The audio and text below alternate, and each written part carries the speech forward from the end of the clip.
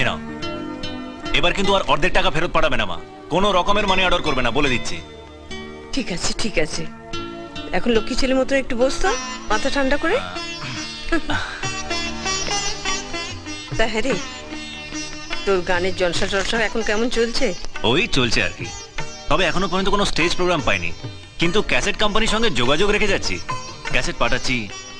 একবার যদি আমার গান ওদের পছন্দ হয় না মা, তবে দেখবে তোমার ছেলের কপালটাই খুলে যাবে, একদম ফার্স্ট ক্লাস। আরে খুলবে রে খুলবে, অত চিন্তা করছিস কেন?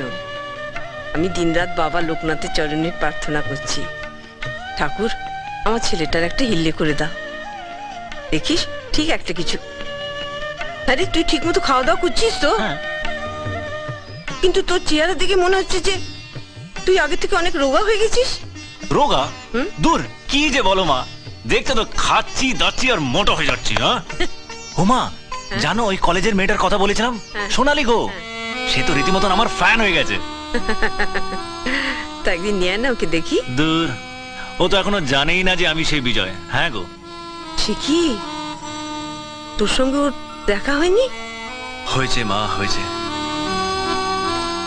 কিন্তু যতবারই দেখা হয়েছে সে আমাকে ভুল বুঝেছে, গুন্ডা লোফার, জানি না কি কি ভেবেছে। তুই তুই তো ওর ভুলটা ভাঙিয়ে দিতে পারিস। সেটাই তো চাই মা, কিন্তু সাহস হয় না। ও যদি আবার আমাকে ভুল বোঝে। ও মা, ছোট্টকে দেখতে পাচ্ছি না, ছোট্ট কোথায়? হ্যাঁ, ওই তুই এসছিস তো, ওই জন্য ও বাজারে গেছে। ও আচ্ছা আচ্ছা আচ্ছা। তা হ্যাঁ রে, তোর ট্রেন কটায়? আজকে ভাবছি যাব না। হ্যাঁ সত্যি? হ্যাঁ, ভাবছি তুমি আমি দুজনে মিলে গল্প করব, খাবো দাবো, লম্বা ঘুম দেবো।